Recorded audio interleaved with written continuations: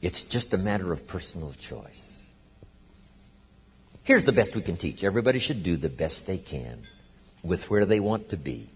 Sometimes people linger for a long time in the freshman class, and then suddenly they decide to grow.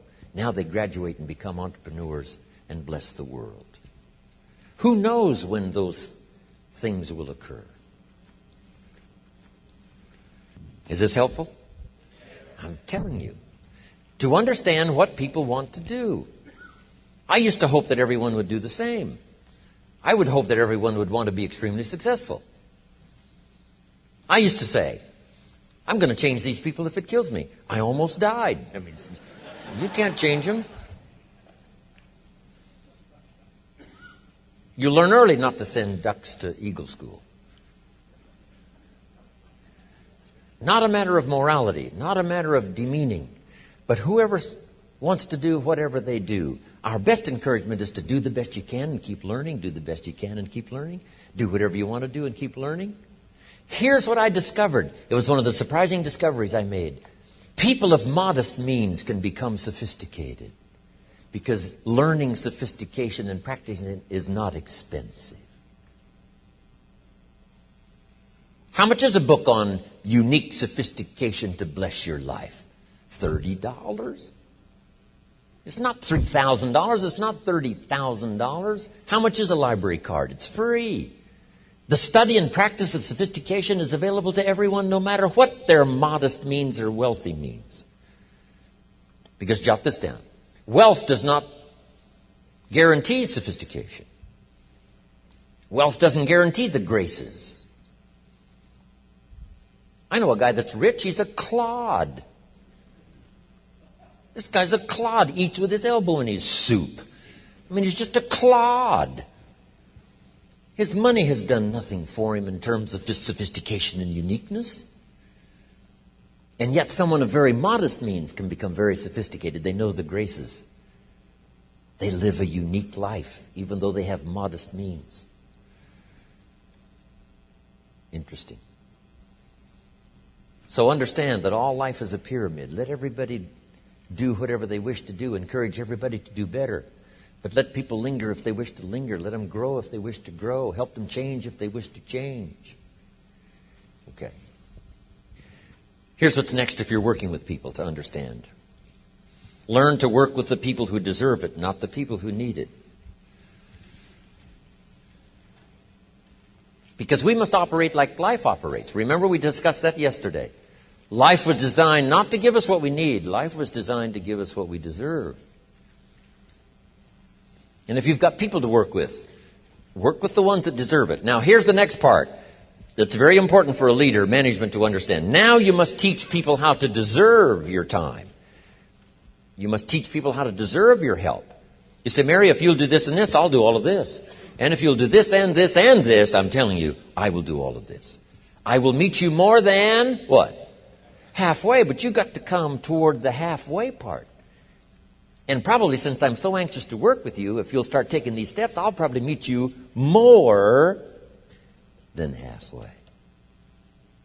We learn not to go all the way just because of need, unless someone needs to be rescued, unless the situation is out of control and there's no other way. Yes. Every leader must understand the story of the frog and the scorpion, which represents good and evil. Kids must study the story of the frog and the scorpion. The story says the scorpion and the frog appeared on the bank of the river about the same time, and the frog was about to jump in the river and swim to the other side, looked like, obviously. And before he jumped, the scorpion comes up and engages the frog in conversation. And the scorpion says, Mr. Frog, I wish to get to the other side of the river, and I'm a scorpion and I can't swim. Would you be so kind this time to let me hop on your back and you swim across the river and deposit me on the other side? The frog looked at the scorpion and said, no way. Scorpions sting frogs and kill them. I'd get out there halfway and you'd sting me and I'd drown. And the scorpion said, hey, with your frog brain, you're not thinking. If I stung you out there halfway across the river, yes, you would die, but so would I. I'm not interested in committing suicide. I want to get to the other side, please. And the frog says, okay, that makes sense. Hop on. So the scorpion hops on the frog's back, starts across the river. Sure enough, halfway across the river, the scorpion stings the frog. They are now both in the water, about to go down for the third time. The frog cannot believe what's happened, and said to the scorpion, why did you do that? I'm about to drown, but so are you. Why did you do that? And the scorpion said, because I am a scorpion. So you've got to understand the story of the frog and the scorpion. Here's what the prophet said. Beware of the little foxes that eat the vines. You look at the vines and everything looks okay. You've got to look a little closer.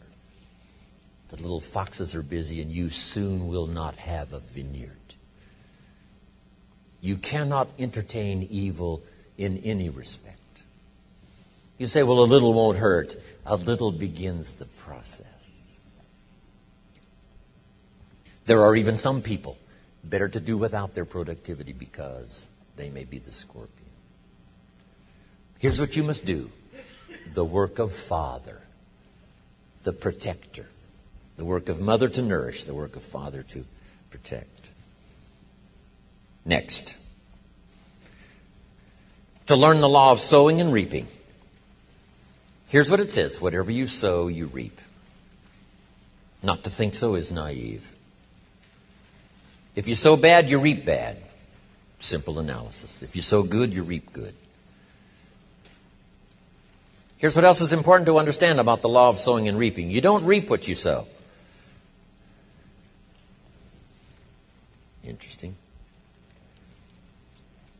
Rather, you always reap much more than what you sow. Someone says, you get back what you put out. And the answer is no, that's not true. You don't get back what you put out. You get back multiplied what you put out. The old prophet said, if you sow to the wind, you're not going to reap a wind. You're going to reap a whirlwind. Multiply. The old prophet also said, sometimes the sins of the fathers are visited on the second and the third and the fourth generation. Meaning the wrong seeds can grow and cause devastation, not just for the present generation, but the next one and the next one and the next one. We've been through some of that. And it took 3 or 4 generations to pass before it finally went away. And nothing ever goes all the way away. When you turn on the light, the darkness disappears. How far away does it go? Not very far. Waiting for a chance to come back in if light loses its energy.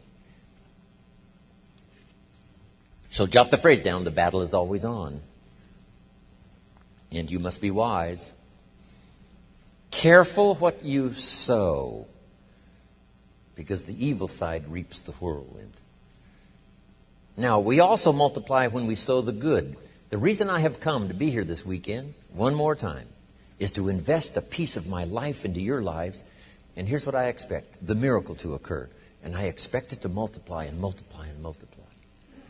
No telling how far these ideas, the notes you've taken, may spread and go, one generation to the next to the next.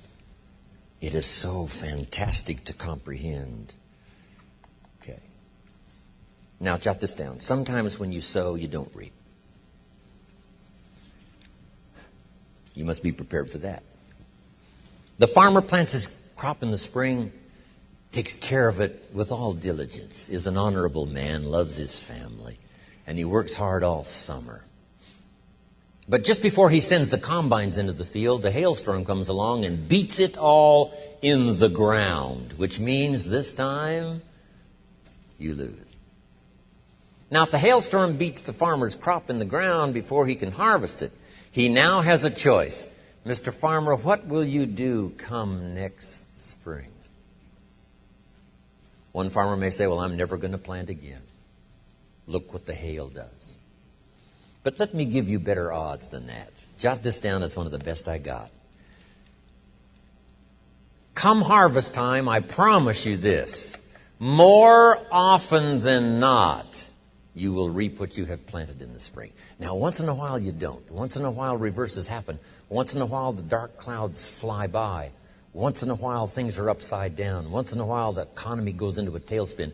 Once in a while it doesn't work. Yes, once in a while, but let me give you the promise. More often than not.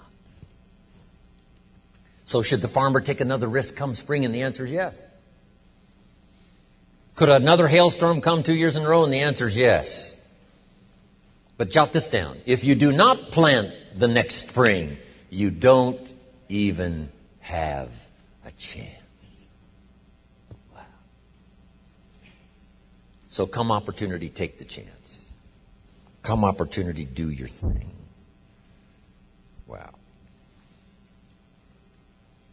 Jot these notes down now and I'm finished. Leadership should understand what creates a wealthy person.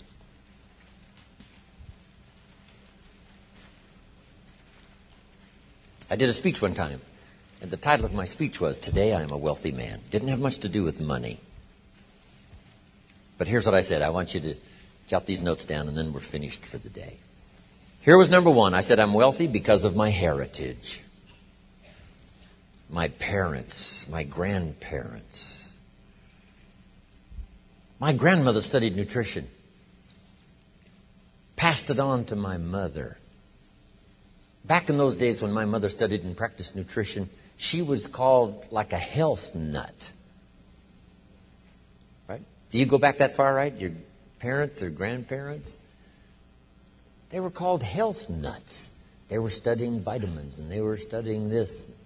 Mama used to mix up some of this stuff for me and Papa and said, if this don't kill us, I think it'll help. And we're, gagging this stuff down. My mother, with the practice and study of better nutrition, extended her life at least, the doctor said, at least 20 years. Said if your mother hadn't have done that, she wouldn't have lived that extra 20 years. He said when your mother died, the walls of her heart were paper thin. He said how she lived this last 20 years is incomprehensible. And then I told him, Mama used to do all the juices, had the distiller to distill the water. All the stuff that was considered kind of kooky, right? Back in the 40s and the 50s and 60s. Herbs and twigs. I mean, something to smoke, but Mama did all that stuff. Extended her life over 20 years. My father lived to be 93, never had a major illness. I've never had one. Passed it on to my children, my grandchildren. Unbelievable. My heritage. Wow. What's that worth? It's worth a fortune.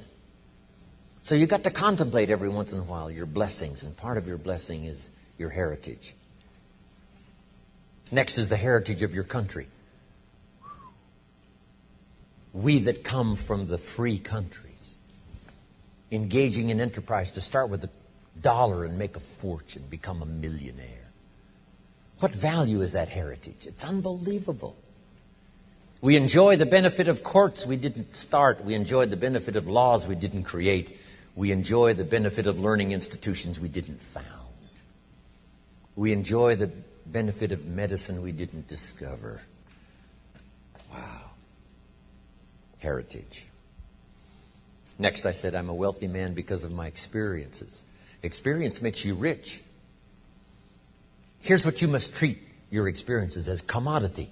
You must treat your experiences as high value. You must treat your experiences as capital so that you can invest in the future what you've learned in the past. My experiences now have taken me around the world. A birthday celebration last year, right, in 16 cities. It was one of the most unbelievable experiences of my life. A group got together in Italy and gave me a helicopter tour of Sorrento, Naples, Vesuvius, the Isle of Capri, Pompeii from the air. Wow. Unbelievable experiences. Next, I'm wealthy because of my friends. It's one of the greatest wealths of all, friendship.